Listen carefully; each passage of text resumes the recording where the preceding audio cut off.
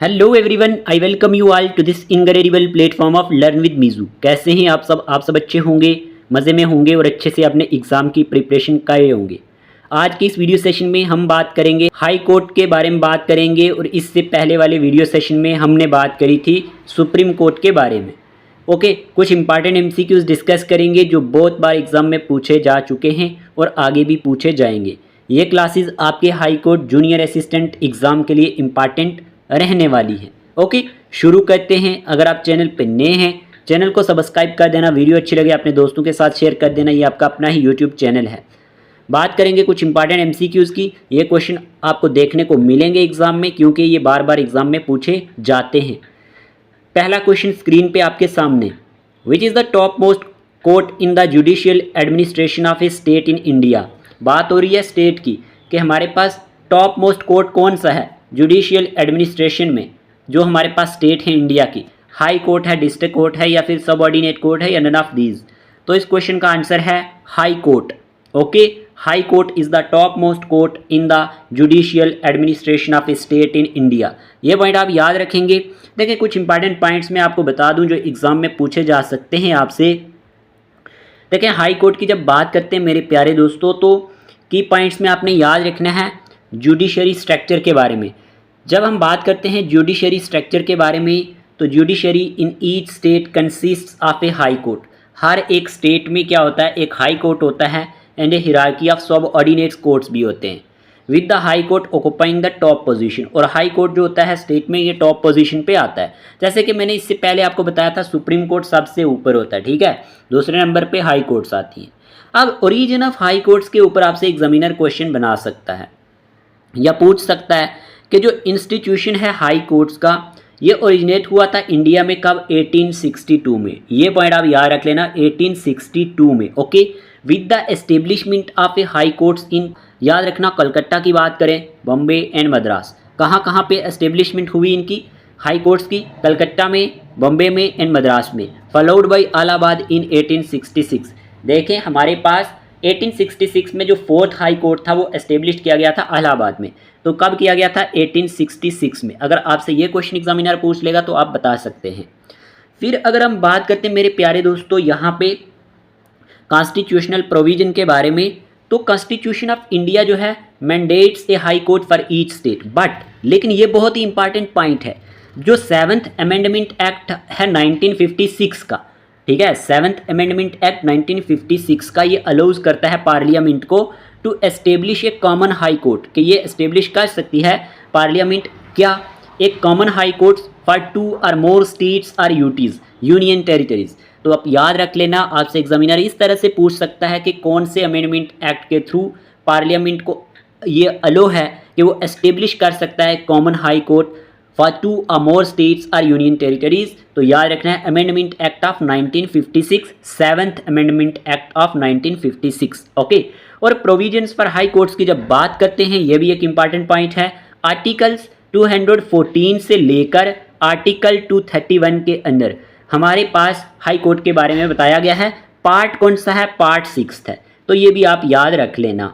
Of the constitution ये outline करता है various provisions related to high courts. तो आप याद रख लेना, इंपॉर्टेंट होगा कि जो आर्टिकल 214 से लेकर 231 तक पार्ट 6 है कॉन्स्टिट्यूशन का, ये डील करता है various provisions of high courts. इतना आपको क्लियर हो गया। चलिए नेक्स्ट बात करते हैं क्वेश्चन नंबर 2 की। क्वेश्चन नंबर 2 पूछा गया है, in which year were the first high courts established in India. कौन से साल पहला हाई कोर्ट इंडिया में एस्टेब्लिश किया गया था, 1857, 1862, 1866, 1956। तो इस क्वेश्चन का आंसर है 1862। जैसे कि मैंने आपको बता दिया कि हमारे पास institution of high court originated in India in 1862। ये पॉइंट आप याद रखेंगे। When the high courts were set up at Calcutta, Bombay and Madras. Okay, और फोर्थ वाला मैंने बताया था 1866 में हमारे पास fourth high court was established at Allahabad. Okay, important है। चलिए क्वेश्चन नंबर नेक्स्ट हमारे पास 3 की बात करते हैं। Which amendment allows parliament to establish a common high court for 2 or more states और यूनियन टेरिटरीज। ये क्वेश्चन एग्जाम में आ चुका है। ओके, इंपॉर्टेंट है।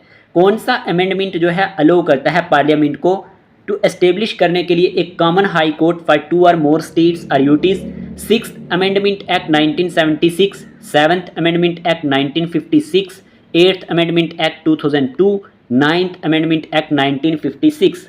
तो इस क्वेश्चन का आंसर है हमारे पास 7th अमेंडमेंट एक्ट। जैसे कि मैंने आपको बताया था, द कॉन्स्टिट्यूशन ऑफ इंडिया जो है वो प्रोवाइड्स करता है, ठीक है, for a high courts for each state, but the 7th amendment act of 1956 जो है ये हमारे पास ये अथोराइज्ड करता है पार्लियामेंट को to establish a common high court for 2 और मोर स्टेट्स और फॉर 2 और मोर यूनियन टेरिटरीज। तो ये आप याद रख लेना, इंपॉर्टेंट होगा, 2 और मोर स्टेट्स और यूनियन टेरिटरीज।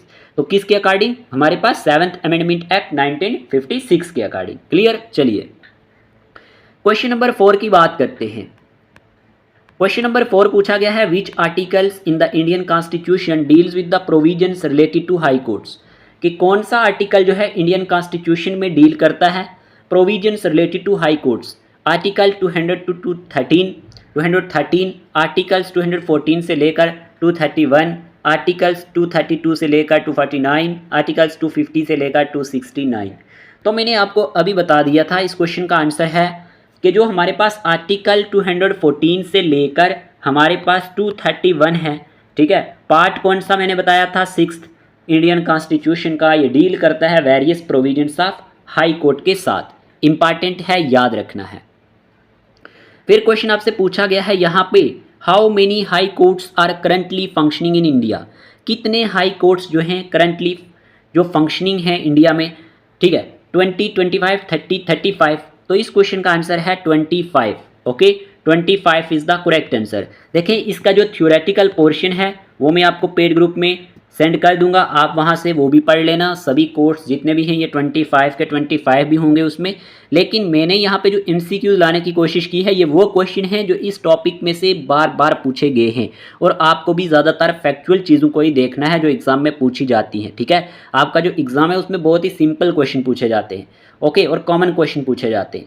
तो जो थ्योरेटिकल पोर्शन होगा वो भी साथ होगा PDF में, और ये MCQs भी मैं साथ में मैच करके आपको पेड में डाल देता हूं, तो आप वहां से भी रीड कर सकते हैं, ठीक है। अगर किसी को हमारे पेड PDF इंग्लिश, कंप्यूटर और जो हमारे पास जुडिशरी या फिर high court Jammu and Kashmir के बारे में लेने हैं, तो आपने क्या करना है, 8492886188 पर हमें मैसेज करना है, ठीक है। ये वाला जो नंबर है ना, इस पे आप मैसेज कर देना, आपको मिल जाएंगे 499 रुपीज़ में, और आपको पेड ग्रुप में ऐड कर दिया जाएगा। और आपके टेस्ट, मॉक टेस्ट भी होंगे एग्ज़ाम से पहले। जब आपका एग्ज़ाम होगा उससे 10 डेज़ पहले आपके मॉक टेस्ट भी हो जाएंगे, फिर आपको अच्छे से आइडिया हो जाएगा कि आपकी प्रिपरेशन कैसे चल रही है, और ये आपको सिर्फ 499 रुपीज़ में मिल जाएंगे। क्लियर? फिर आगे हाँ हमें क्वेश्चन पूछा गया है, who has the authority to determine the maximum number of जजेस for a high court in India, कि हमारे पास ये किसकी अथॉरिटी है कि डिटरमाइन कर सकते हैं मैक्सिमम नंबर ऑफ जजेस for a high court in India. देखें, ऑप्शन है chief justice of India, president of India, parliament, supreme court. तो इस क्वेश्चन का आंसर क्या होगा? देखें, हमारे पास इस क्वेश्चन का आंसर है president of India. President of India has the authority to determine the maximum number of जजेस for a high court in India. जब हम बात करते हैं constitution, unlike in the case of supreme court की, जैसे हमने बात करी थी लास्ट वीडियो में, does not fix any maximum number of जजेस for a high court. Same ऐसा ही है इसमें, और it is in the hands of president के हाथों में ये सब कुछ होता है। तो ठीक है, ये आपने याद रखना है, इंपॉर्टेंट रहेगा। एक चीज़ और याद रखनी है, जैसे मैंने आपको कहा कि प्रेजेंटली अगर हम बात करते हैं 25 क्या है हमारे पास हाई कोर्ट हैं इंडिया के, ठीक है। और एक चीज़ और याद रखना, दिल्ली की बात करें, and J&K are the only UTs that have a high court of their own, कि ये क्वेश्चन आपसे एग्जामिनर पूछ सकता है दिल्ली के बारे में और J&K बारे, ठीक है, इंपॉर्टेंट होगा। ये दो ऐसी यूटीज़ हैं जिनकी हाई कोर्ट अपनी है, ठीक है, that have a high court of their own. और ये हमारे पास कंसिस्ट क्या करता है हाई कोर्ट की जब बात करते हैं, इसमें हमारे पास चीफ जस्टिस होता है एंड अदर सच जजेस होते हैं जो अपॉइंट किए जाते हैं किसके थ्रू, प्रेसिडेंट के थ्रू। तो ये पॉइंट आप याद रख सकते हैं। ओके, अब नेक्स्ट क्वेश्चन क्या पूछा गया आपसे, क्वेश्चन पूछा गया है द अपॉइंटमेंट ऑफ जजेस to a high court in India is governed by which article of constitution of India, के जो अपॉइंटमेंट है जजेस की एक हाई कोर्ट में, ये गवर्नड किस आर्टिकल के थ्रू होता है कॉन्स्टिट्यूशन ऑफ इंडिया में, ये पूछा गया है। सिंपल क्वेश्चन है, आर्टिकल 214, आर्टिकल 216, आर्टिकल 217, आर्टिकल 219। तो इस क्वेश्चन का आंसर है आर्टिकल 217। देखिए जब हम बात करते हैं आर्टिकल 217 की, ठीक है, आर्टिकल 217 जो है ये डील करता है अपॉइंटमेंट ऑफ जजेस to a high court in India. Okay, तो ये आप याद रख लेना, इंपॉर्टेंट रहेगा। तो आप याद रख सकते हैं कि जो आर्टिकल 217 कॉन्स्टिट्यूशन ऑफ इंडिया का ये डील करता है appointment and conditions of service जो हमारे पास जजेस होते हैं हाई कोर्ट के, ठीक है। और ये हमारे पास जो आर्टिकल है ये स्टेट्स करता है कि जो प्रेसिडेंट है वो अपॉइंट्स कर सकता है किसको, जजेस को, ठीक है। प्रेसिडेंट क्या कर सकता है, अपॉइंट कर सकता है जजेस को। और उसके बाद ये भी याद रखना कि जो प्रेसिडेंट है वो कंसल्ट किससे करेगा, चीफ जस्टिस ऑफ इंडिया से करेगा। किससे करेगा जी, चीफ जस्टिस ऑफ इंडिया से, ठीक है। गवर्नर ऑफ स्टेट से भी, गवर्नर ऑफ स्टेट से भी, and chief justice of high court before appointing जजेस। तो ये पॉइंट भी आप याद रख लेना, ओके। और आपको और भी अगर इंपॉर्टेंट पॉइंट याद रखने हैं कि जो जजेस होते हैं ये सर्व करते हैं until the reach the age of 62। High court की बात हो रही है कि ये सर्व कर सकते हैं, एज क्राइटेरिया क्या है, 62 ईयर ऑफ एज, ओके। और एक चीज़ और याद रखना, a person must be a citizen of India, ठीक है, and have held a judicial office in India for at least 10 years, for at least 10 years, ठीक है। Or been an advocate of high court for at least 10 year, या फिर वो advocate रह चुका होना चाहिए किसका, हाई कोर्ट का, लगभग कितने साल तक, 10 ईयर्स तक, to be eligible for appointment as a जज ऑफ द हाई कोर्ट। तो ये पॉइंट्स आप याद रख सकते हैं इसके बारे में, इंपॉर्टेंट जो मैंने आपको बता दिए। फिर यहाँ पे ना क्वेश्चन पूछा गया है आपसे, विच article of the Indian constitution deals with the oath और एफर्मेशन बाय जजेस ऑफ हाई कोर्ट्स। कौन सा आर्टिकल जो है ओथ एंड एफर्मेशन के साथ यहाँ पे है, बाय जजेस ऑफ हाई कोर्ट्स। तो आर्टिकल 214, आर्टिकल 217, आर्टिकल 219, आर्टिकल 224। तो इस क्वेश्चन का आंसर है आर्टिकल 219, ओके। अब याद रख लेना आर्टिकल 219 जो है कॉन्स्टिट्यूशन ऑफ इंडिया का, ये स्टेट्स करता है कि एवरी जज of a high court must take an oath, ठीक है, मस्ट टेक एन ओथ और एफर्मेशन बिफोर एंटरिंग ऑफिस, ठीक है। ओथ किस लिए ली जाती है कि जो भी काम करेगा जज उसमें वो करेगा किसके साथ, कमिटमेंट करेगा, इंटीग्रिटी, ऑनेस्टी और ट्रांसपेरेंसी के साथ। तो ये आप याद रख सकते हैं, इंपॉर्टेंट होगा, क्लियर। तो आर्टिकल 219 की बात करें तो ये हमारे पास इंडियन कॉन्स्टिट्यूशन का डील करता है ओथ और एफर्मेशन बाय जजेस ऑफ हाई कोर्ट्स। चलिए क्वेश्चन नंबर 9 की बात करते हैं। What is the tenure of जजेस ऑफ द हाई कोर्ट, के टेन्योर क्या होता है जजेस ऑफ हाई कोर्ट का, until the attainment of 60 year of age, until the attainment of 62 year of age, या फिर until the attainment of 65 year of age, until the attainment of 70 year of age. तो इस question का answer है until the attainment of 62 year of age, ठीक है। ये हमारे पास टेन्योर है जजेस का हाई कोर्ट का, तो ये आप याद रखना 62 ईयर्स, ठीक है। सुप्रीम कोर्ट का मैंने आपको बताया था, आप सभी कमेंट बॉक्स में बता देना कि हमारे पास सुप्रीम कोर्ट का जो टेन्योर होता है जजेस का वो कितना होता है। तो यहाँ पे हाई कोर्ट की बात हो रही है until the attainment of 62 year of age, clear. चलिए ठीक है, क्वेश्चन नंबर 10 की बात करते हैं। Who has the power to remove a जज of a high court from office, कि किसके पास पावर हो सकती है कि वो रिमूव कर सकता है एक जज को जो हमारे पास हाई कोर्ट का होता है, prime minister of India, chief justice of India, president of India, parliament of India. तो इस क्वेश्चन का आंसर है president of India has the power to remove a जज of a high court from office. तो ये point आप याद रख सकते हैं। क्वेश्चन नंबर 11 की बात करते हैं। Which article of the Indian constitution deals with the removal of जजेस of a high court from office. अब आपसे आर्टिकल पूछ लिया गया है, ये क्वेश्चन आपसे पूछे जाएंगे। तो कौन सा आर्टिकल डील करता है रिमूवल ऑफ जजेस of a high court from office, article 124 sub clause 4, article 217, article 219, article 226। तो इस क्वेश्चन का आंसर है आर्टिकल 217। क्वेश्चन नंबर 12 पूछा गया है, what are the grounds for the removal of high court जज, मिसकंडक्ट, इनकम्पिटेंस, यहाँ पे है प्रूव्ड मिसबिहेवियर और इनकैपेसिटी, डिसक्वालिफिकेशन। तो इस क्वेश्चन का आंसर है प्रूव्ड मिसबिहेवियर और इनकैपेसिटी, ठीक है। हमारे पास प्रूव्ड मिसबिहेवियर और इनकैपेसिटी जो है ये हमारे पास आधा ग्राउंड्स हैं for the removal of high courts जज। फिर अगर हम बात करते हैं which act regulates the procedure relating to the removal of a जज of a high court by the process of impeachment. मैंने लास्ट वीडियो में आपको बताया था इम्पीचमेंट क्या होता है, और आपसे पूछा गया है कि कौन सा एक्ट रेगुलेट्स करता है procedure relating to the removal of a जज of a high court by the process of impeachment. तो जजेस प्रोटेक्शन एक्ट 1968, जजेस इंक्वायरी एक्ट 1968, जजेस अकाउंटेबिलिटी एक्ट 1968 या जजेस रिमूवल एक्ट 1968। तो इस क्वेश्चन का आंसर है जजेस inquiry act 1968, okay. Option number जो बी है ये हमारे पास करेक्ट आंसर है ये रेगुलेट करता है procedure relating to the removal of a जज of a high court by the process of impeachment. याद रखना इंपॉर्टेंट रहेगा, ये क्वेश्चन बहुत ही इंपॉर्टेंट है। नेक्स्ट क्वेश्चन की बात करते हैं।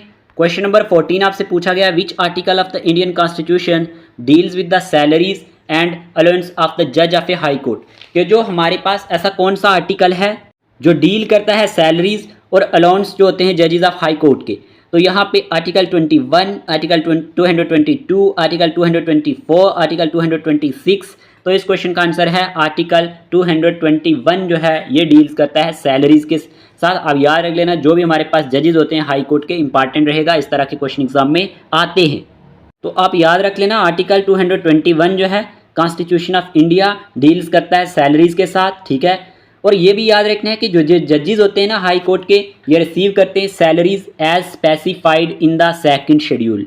जो हमारे पास किस में यहाँ पे स्पेसिफाइड किया गया है, सेकंड शेड्यूल में, ये भी आप याद रख सकते हैं। और ये भी आप याद रख सकते हैं जजेस will be entitled to allowance and rights for leave of absence and pension. और पार्लियामेंट ही जो होती है वो डिटरमाइन करती है ये हमारे पास जितने भी अलाउंसेज होते हैं एंड राइट्स होते हैं थ्रू लॉ के जरिए। तो आप याद रख लेना आर्टिकल 221 जो है ये हमारे पास डील करता है सैलरीज के लिए एंड अलाउंस ऑफ द जजेस ऑफ हाई कोर्ट के लिए, ठीक है। क्वेश्चन नंबर 15 पूछा गया the salaries and emoluments of the जजेस of high court are charge from which fund. Option आपके सामने है consolidated fund of India, contingency fund of India, consolidated fund of the state, public account of India. तो इस question का answer है consolidated fund of the state. याद रख लेना इंपॉर्टेंट रहेगा।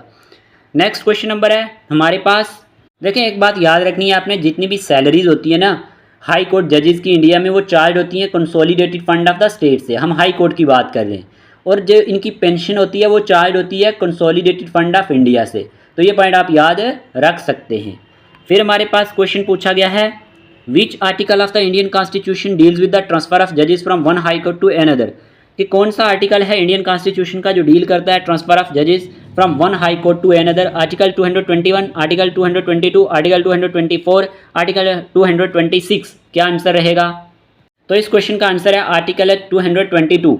Article 222 of the Indian constitution जो कवर करता है ट्रांसफर ऑफ जजेस from one high court to another. याद रख लेना आर्टिकल ये स्टेट करता है कि जो प्रेसिडेंट है वो ट्रांसफ़र कर सकता है एक जज को after consulting with the chief justice of India से, ठीक है। तो ये आप याद रख लेना। और जो चीफ जस्टिस ऑफ इंडिया होता है वो प्राइमरली रिस्पॉन्सिबल होता है for deciding on the transfer. लेकिन आर्टिकल 222 जो है ये प्रोवाइड्स करता है प्रोविजंस फॉर जजेस to be transferred from one high court to another. Okay, तो ये आप याद रख लेना, इंपॉर्टेंट रहेगा। क्लियर? चलिए नेक्स्ट बात करते हैं। एक चीज़ बताना मैं भूल गया कि हमारे पास हाई कोर्ट जज जो होता है उसकी मंथली सैलरी कितनी होती है। तो वो हमारे पास होती है यहाँ हमारे पास 225,000। ओके, याद रखना मंथली सैलरी की बात कर रहा हूँ, इंपॉर्टेंट रहेगा। और यहीं पे अगर हम chief justice of the high court की बात करते हैं तो हमारे पास 250,000 ये हमारे पास होती है chief justice of the high court की सैलरी, ठीक है। और ये आपने याद रखना है, इंपॉर्टेंट रहेगा। बाकी मैंने आपको बता दिया प्रेसिडेंट ऑफ इंडिया अपॉइंट्स करता है जजेस हाई कोर्ट में, जितने भी इंपॉर्टेंट पॉइंट्स थे ओवरऑल। और आर्टिकल 222 याद रख लेना। क्वेश्चन नंबर 17 है which article of the Indian constitution empowers the president to appoint additional and acting judges for a period not exceeding 2 years। Article 221, article 222, article 224, article 226। तो इस question का answer है article 224 जो है इंडियन कॉन्स्टिट्यूशन का, ये empower करता है empowers the president to appoint additional and acting judges for a period not exceeding 2 years। चलिए क्वेश्चन नंबर 18 की बात करते हैं। Which article of the Indian constitution deals with the jurisdiction of existing high courts. कौन सा article है Indian constitution का जो डील्स करता है jurisdiction of existing high courts के लिए? Article 214, article 226, article 225, article 232। तो इस क्वेश्चन का आंसर है आर्टिकल 225। ओके, आर्टिकल 225 जो है इंडियन कॉन्स्टिट्यूशन का ये डील्स करता है jurisdiction of existing high courts, ठीक है, including there powers and the law they administer. तो ये आप याद रख लेना, इंपॉर्टेंट होगा। ओके, नेक्स्ट बात करते हैं question number 19। Which court has the power to issue writs under article 226 of the Indian constitution.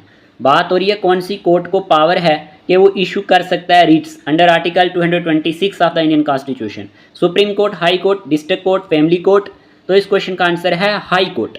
High court जो है इसको पावर है, has the power to issue writs under article 226 of the Indian constitution. तो ये आप याद रख सकते हैं, इंपॉर्टेंट रहेगा। क्वेश्चन नंबर 20 है what is the purpose of article 226 of the Indian constitution? To define the powers of the prime minister, to give high courts the power of judicial review, to establish the structure of the parliament, to outline the duties of the president. तो इसका जो answer है, purpose जो है article 226 का यहाँ पे Indian constitution का, to give high courts the power of judicial review. याद रखना, to give high courts the power of judicial review, ये हमारे पास पर्पज़ है आर्टिकल 226 ऑफ इंडियन कॉन्स्टिट्यूशन का। ओके, इस वीडियो में हमने 20 MCQs डिस्कस किए जो बहुत बार एग्जाम में पूछे जाते हैं हाई कोर्ट के रिलेटेड। होप आपको ये वीडियो अच्छा लगा होगा। मिलते हैं नए लेक्चर के साथ। इसके बाद हमारे पास होगा सब ऑर्डिनेट्स कोर्ट के बारे में, तो वो लेक्चर भी इंपॉर्टेंट रहेगा। बाकी वाले लेक्चर अगर नहीं देखे हुए तो आप देख लेना। बाकी अगर आपको PDFs ये वो टेस्ट चाहिए तो इस नंबर पे मैसेज कर देना। ओके, इतने रखते हैं इस वीडियो में। मिलते हैं नए लेक्चर के साथ, तब तक के लिए टेक केयर ऑफ़ योरसेल्फ।